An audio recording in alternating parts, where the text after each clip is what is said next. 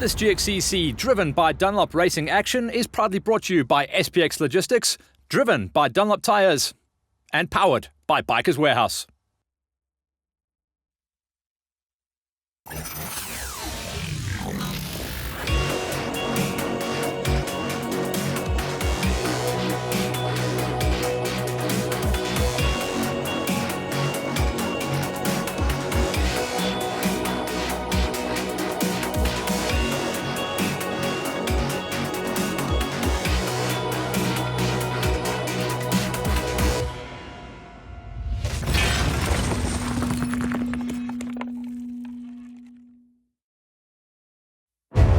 On this week's show, we stay at Modimolle, the second round of the GXCC Championship Tour for 2021, which for this round was combined with the National Championship Cross Countries as well. The Pro Motorcycles is our focus point on this week's show, and it was a crazy day where we saw the Pro Motorcycles in the national category go out for their time trial. Then we started to focus in on the GXCCs. So a completely different setup, a lot of question marks over how the event was going to be running, and a lot of nerves on the line because the day started with our national competitors going out and chasing the cheese on the time trial. Then we focused in on our lineups for the GXCCs. So a completely different look and feel for this round. And coming out the time trial, our very own Ian Rawle was fastest with Pentecost chasing him.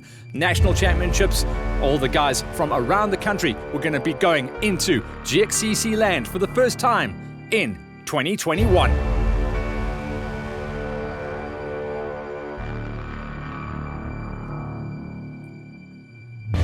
When the flag dropped, our fastest qualifier from the morning session, Ian Rawle, who would be going out to chase club, regional and championship. He was the fastest kid off the gate. Mikey Pentecost, who had a terrible run at the opening round of the GXCCs, but he put it all together this time around. Swanepoel, Wilson, all the rest of the guys from the national championship, but also racing for the GXCC glory, were going to go out there and see what they could do. The terrain was going to be very grassy, very sandy in the early running. Then in the afternoon session, these guys would finish up their GXCC racing account and go out and race what was called Loop B, which was just for the national championship competitors. When the tracks got filled, it was going to be a crazy, crazy, crazy day. And when the last national riders went out, then we turned our attention back to the lines, raised the flags, and started getting ready for our standard option GXCC start shoots, where everyone would be chasing down the pin for the whole shot, Bonnet for Fur, and Moto Cartel.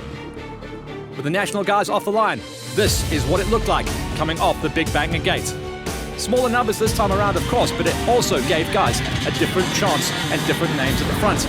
Merchant Turan and Willem van Biljoen were the guys that were chasing off the front, and they would have clear air and a huge advantage as well going forward. Second flag drop was all about the OR2 Pros, with our championship winner from the Pro-Ams last year, Jean Niebuhr, for the first time going and getting the big hole shot. But he was pressured very early on by Jaco Nordier, Oscar Masango, Dion van der Merwe and Mvier Pretorius. These guys would also have a good chance to run good numbers.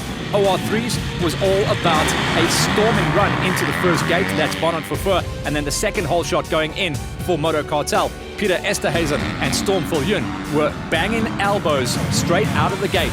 Into the high schools then, with a lot of the national guys out there already. This time around, Jason Leslie was in the mix. Matt Battersby actually got his first hole shot of the GXCC Tour in 2021, and he really is starting to look like a tasty racer on the flatlands and not just out in the mountains where he's become famous. Then down onto the seniors. Hannes Simon was up there as well, getting some hole shot glory, but Yanni Potgieter was his matching, and the 350 rider on the Mastercars Hatfield KTM started to look like he was going to be a player at this round as well. On the Masters, where we'd normally see Peter Hall and Wayne Farmer banging bars because they were out racing on the Nationals, we had new hole shotters coming in at Bonnet for Fur and the second hole shot, which was Moto Cartel.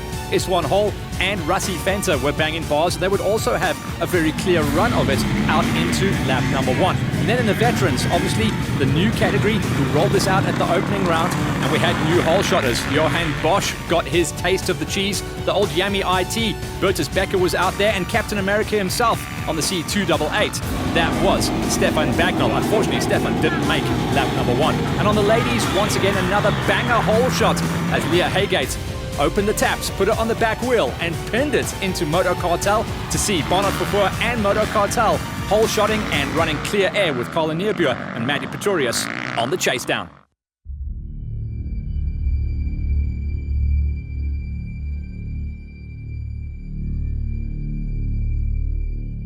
The gates were clear. This is what happened on the track. Starting out with our pro ladies, and in only her third ride on the big Roost KTM 350, Nicole Duplessis rocked it once again inside of a top 10, 8th place finish and good points on the plate once again. She was trying to chase down on the back wheel of Mandy Pretorius. Mandy was inside the top 5 at round number 1. This time around she had issues and just did not gel well with the terrain, which was a surprise because it was very Botswana-esque with a lot of sand and grassland to work with. Mandy walking away with a number 7 ride. Marie Ellis, who now steps out of the Pro-Am ladies, she was our champion in 2020. She is now chasing down, and it's her rock and roll number 6 finish. She's the first of the podiums riding out of Rubine Racing. Zelda Mayberg, who we see racing all around the country in a ton of different facets. She got jammed up in the mud at one of the previous events, and this time around, she is styling her way now inside the top 5. Watch for her to chase down some championship points later on in the season. Second out the gate, riding out of Rubine Racing, and definitely a championship runner in the making. 4th place this time around was Colin Neerbuer. She just got boxed out off the top 3 by this rider, Karika Petersen. And Karika, if she can run a full season without mechanicals or injuries, is also one to watch. At the moment, Karika Petersen, the number 1 Petersen sister at the moment in 2021, smashing a number 3 ride. The return of Elise Olivier, famous for racing every facet of motorcycles in the off-road, guys. Motocross, enduro, and flatlands. And she just came to the fore. This was custom made for Elise and her top finish of the season in 2nd place. And then another flag to flag. She smashed the competition at round number 1 at Rustenburg and pinned the big hole shot, pinned the laps, hammered the field, and saw the flag. Leah Haygate, a 2-time championship winner at the moment. Confirmation of Haygate on the top, ahead of Olivier, Petersen, Neerbuer, Mayberg, Ellis, Pretorius, and Duplessis, rounding out the stellar lineup of ladies pros in the top 8.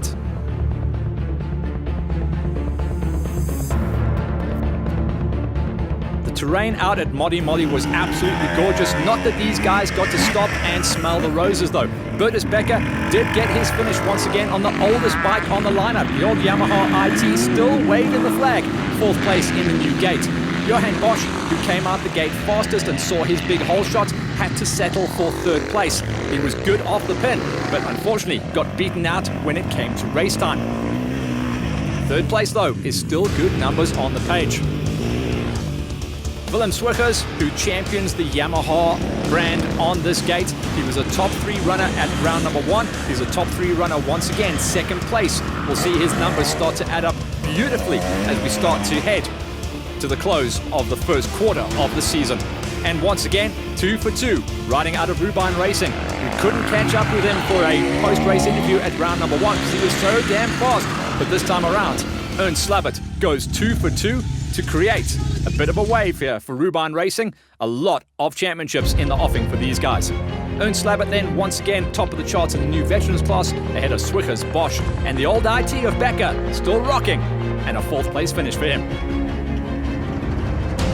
Back into one of our more established gates for the GXCC Tour, and a top 10 countdown for our Masters.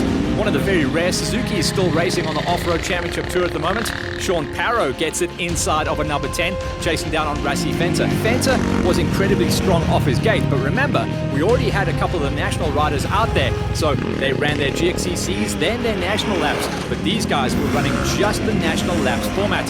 Venter taking a number 9. Just up the road from him was Pierre Karsten, who actually had one of his best GXCC rides as well. Kurbis Jonk had issues on the day. His pace was stellar, but problems on the event dropped him down to a number 7 place ride. Similar situation for Warwick van Skalkbeek. He was one of the pre-season championship favorites, and he had problems at round number 1. He had problems at round number 2 as well. A low 6th place finish for him. Peter Hole, who was really in the mix for a dice with Farmer in the early days of the race, but problems with his back tire, now stepping in a fill-in ride on the Pepsi Plastics Kawasaki 250, dropping down to a number 5 finish. Martin Poole, consistency as ever. You can always bet on him bringing home the bacon. 4th place ride for Marty. just didn't let the terrain get to him and had no problems on the day. Francois Swanepoel, another top 3 for the MCA holeshot Husqvarna rider, and he really is putting in the work between the events. It's not a fluke. Round number 1 is backed up by another solid ride at round number 2. A new name on the page? Well, a new old name anyway. Second place ride in his first ride back in well over 6 years off the bars. Carl Milies Leroux, welcome back in a number 2 spot for him. And it's hard to bet against Farmer when he's in good shape, and even though he's still carrying injuries that he picked up halfway through last year and the year before that, Farmer is still good enough to walk away with the win at round number 2 at Modimolle to stand on the top of the charts for the Masters Gate once again. Yeah, quite awesome, demanding. We're not sure what to expect when we get here. But yeah, it was very, very demanding. Even doing the little time trial this morning, the 70k junior loop, it was whooped out thick sand. So you had to be on your game. It really worked you well today. Look, if you just be consistent, not overdoing it, the thick sand and choppiness, if you just get a smooth momentum going, yeah, your time will be good. But it's all about hard acceleration, braking at the right time, and just, yeah, keeping it together. How many times can we say this? Experience does pay off. And training, of course. Farmer on top once again. Leroux, welcome back to the championship, brother. Second place for him, ahead of Swanepoel, Poole and Hall. We expect to see Peter Hall once again challenging as we go forward into the rest of the championship.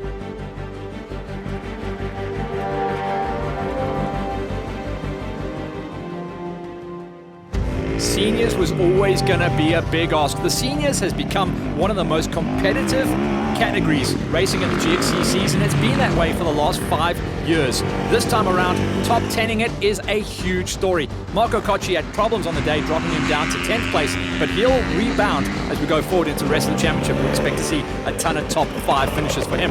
Peter Van Rooyen, riding out of the Bikers Warehouse squad, had one of his best rides of the season inside of a number 9 with JJ Rousseau up the road from him. Zach Attack de Silva, who is really starting to become a off-road specialist, even though he is coming back from some horrendous injuries picked up in last season's events for the enduro side of racing. He is now starting to deliver the goods. 7th place for him.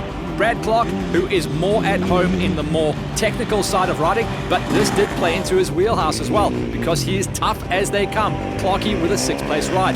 Jan Vermeulen, who was consistently inside the top 6 the whole way through last year, once again brings home the bacon. Number 5 ride for him. Dion de Toy, riding out of the franchise company CIT squad. He was a 2nd place finisher at round number 1. This time around, he had some problems on the event. Had to drop down to a number 4, but the championship is long. Wade Blau, also very strange situation for Blau, getting a penalty on the day. 3rd place, dropping him down there. But 1st and 3rd will still see him in a good position for the championship. That meant that Yanni Potgieter on the Mastercars Hatfield KTM put himself in 2nd place and delivered his best ever GXCC ride.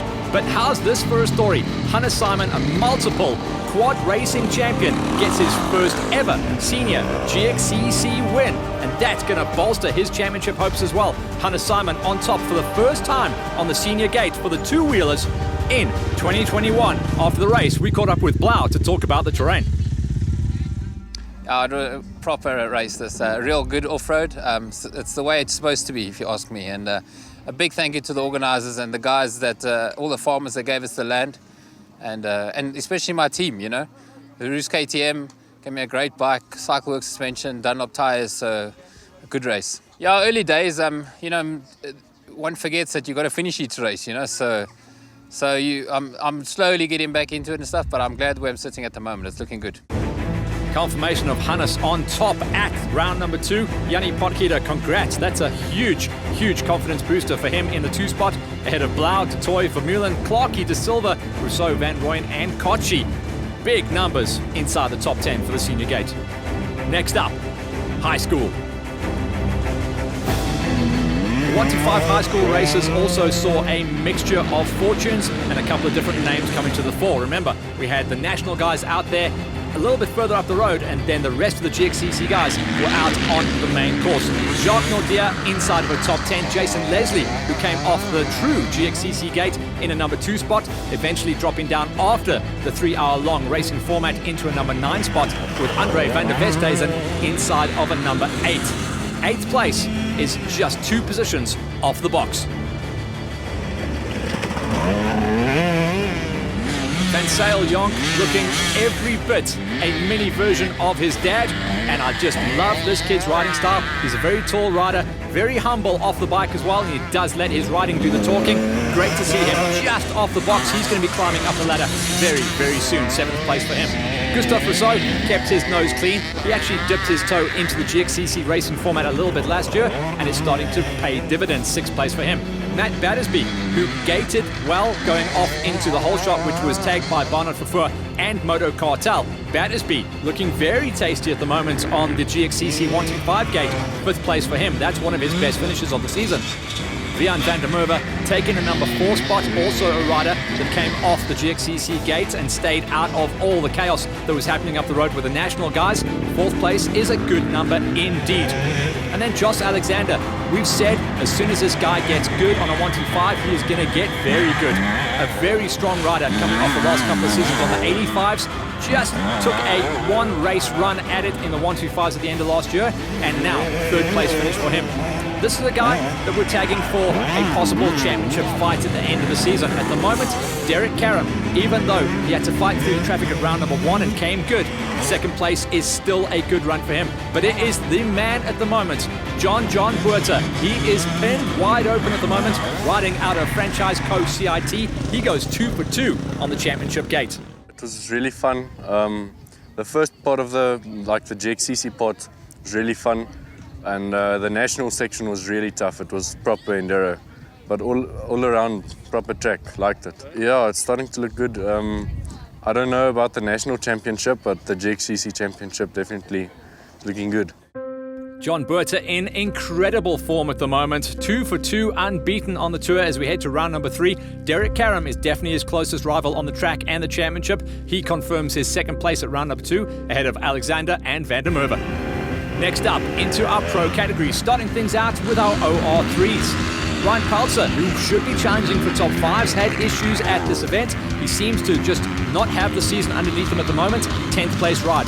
Vian Wenzel, who is starting to really come to terms with this gate as well, racing in the Nationals and the GXCCs. 9th place off the GXCC gate for him. He is desperate for a top 5 though. Carl McKenzie, who had a lot of problems last year, now picked up by the factory Kawasaki, running under Pepsi Plastics colours. Not a bad day at the office for him. Consistent ride, brings home a number 8. Peter Esterhazen, who is a name to remember as well. Watch out, this guy is not too far off running inside the top 5. Really charged hard the whole way through the day and didn't fade off. 7th place for him. Peter Karam, who is our reigning champion, was the man that is really having problems. Just not firing well in 2021, and the 2-time champion of 2019 and 2020 is going to have a real fight on his hands if he wants to climb up and challenge for the championship once again. Storm Viljoen, who's coming back from his injury problems from the last couple of seasons, now running out of the Vans Racing Husqvarna factory squad. The 85 comes into position number 5. He'll be pretty happy with that. Taki Botjodges, who's trying to get the numbers on the page, and every single round looks so much more comfortable now that he's changed across to the green machine, running on the Kawasaki KX under the Pepsi Plastics factory colors. 4th place, he'll be pretty chuffed with that. Eric Merry is definitely a rider on the bounce, even though he was out there going cannonball, losing his peak off his Alpine Stars racing helmet. 3rd place definitely sets him up for what will be one of his best championships for the last couple of years. Matty Wilson, in his first year racing on the 250s, gets himself up into a 2 spot. This is the championship battle that will unfold. 2 very good friends running on Bike 88 and Bike 87. Wilson this time, 2nd place. Another win though comes in for Dav Cocker. Cocker is going to be so tough to beat this season. The factory Husqvarna Rockstar racing rider smashes the field at round number 2. The track was very nice, hey? It got rutted up quickly, nice corners, nice berms. Got rough towards the end, but it was very nice. I enjoyed this terrain. In the beginning section, a lot of sand, my type of riding. It was basically like home, Zimbabwe. That's how I like it. Second round has gone well, and I hope to keep it up. That's all that anyone can ask for. Gotta love the OR3 Championship starting to really come to life. Cocker at the moment is the man to beat, but Wilson is dangerously close and his pace is picking up at every single round. Mary, big surprise package, 3rd place ahead of Bodjodges and Fulyun. Karam, the surprise package low, down in 6th place. He needs to pick up the pace as we go to round 3. OR2 category. Now, this is going to be one to watch out for. Jean Niebuhr, unfortunately, taking some hits on the day. Expected to run inside the top 5 because of problems at the event for him, dropping down into a number 9, but he'll respond when we go to round number 3. Big Meg, Miguel da Silva, brother of Zack Attack, inside of a number 9, also a rider coming out of the Pro-Am category for the last couple of years, now up into the Pro Gate. Brandon Kotzer, who is using 2021 as his comeback season after not riding for the last 5 seasons. Kotzer at the GXCC tough terrain at Modimolle surprised himself inside of a top 10 in 9th place. Jaco Nordia and the Nordias starting to come into the championship as well. Should also have the pace to run inside the top 5. Battled, dropping down into a number 7. Another rider out of the massive juggernaut of a squad that is the Vans Racing Husqvarna team coming out of Middelburg. M. Via Pretorius on the big 350, running the 138, 6th place on the box and in the points. The Marys charging at the moment, running inside of the top 10 inside of OR3 and OR2. This time, Ruan Mary, 5th place. Numbers on the page. The championship is long and tough. Watch out for Mary to climb the ladder. The Devastator in his first season on the 350s.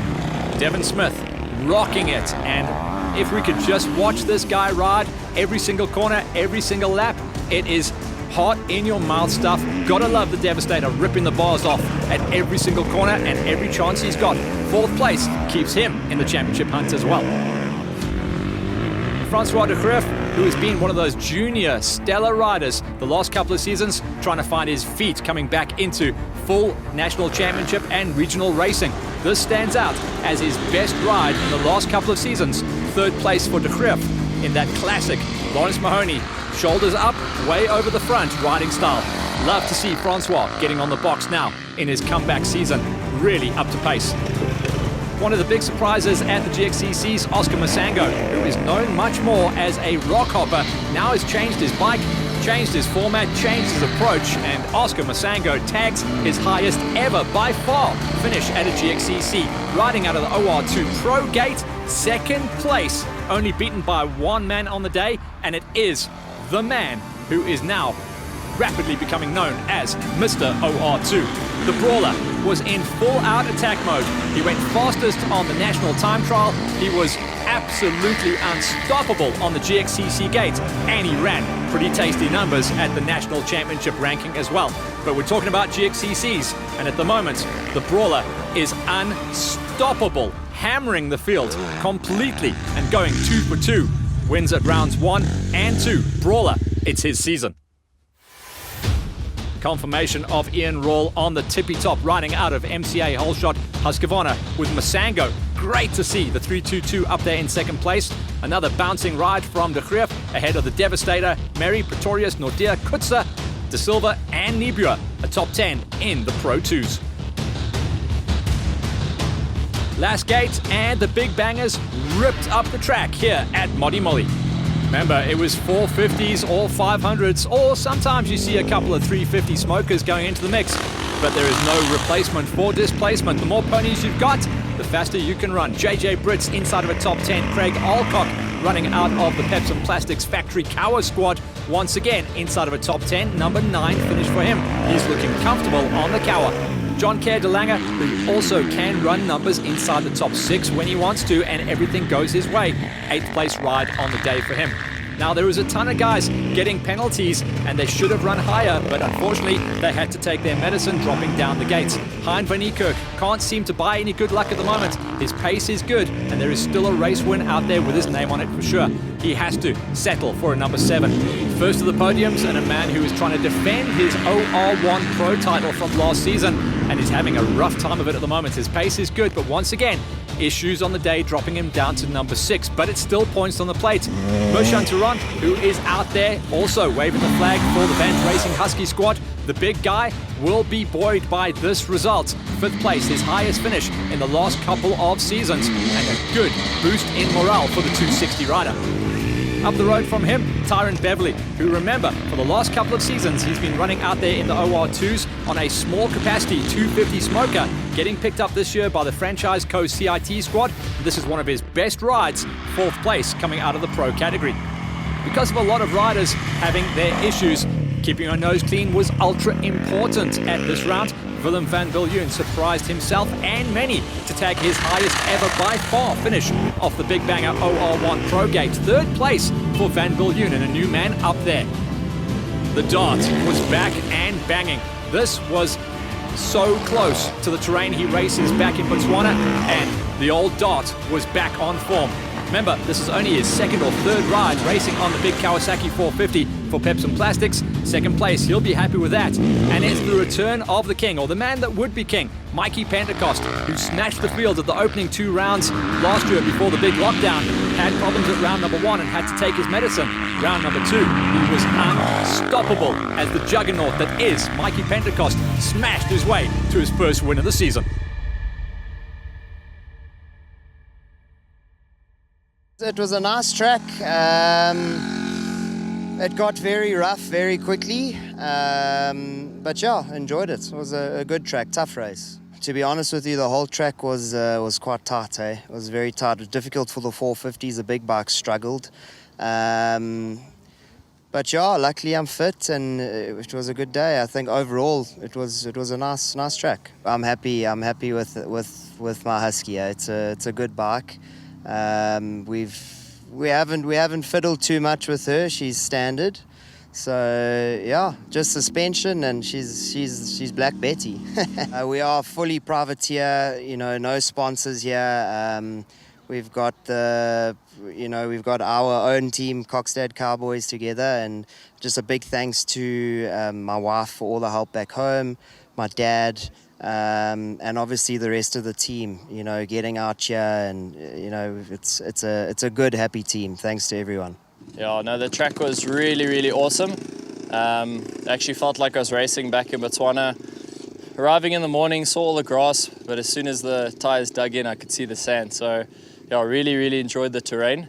And there were some sections out on the route where it literally felt like I was riding in Botswana. So yeah, really happy with the route. The guys did a good job, and I really enjoyed the track. Yeah. So I'm really enjoying the Kawasaki now, and being a part of the whole team. It's really awesome. They really, helped me so much and make my racing possible.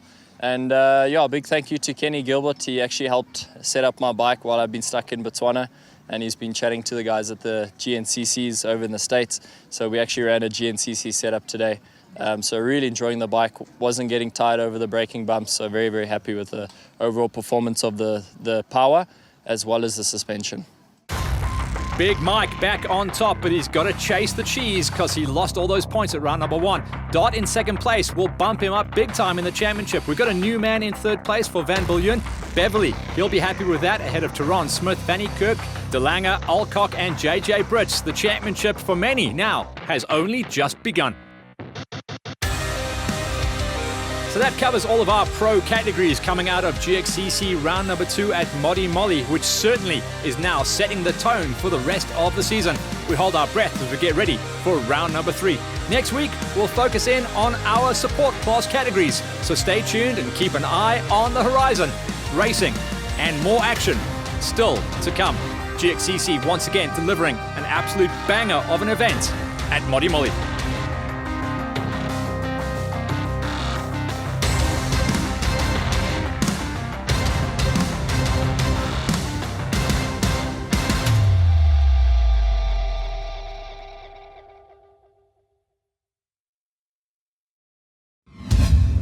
This GXCC racing action driven by Dunlop was brought to you by SPX Logistics, driven by Dunlop Tires and powered by the Bikers Warehouse.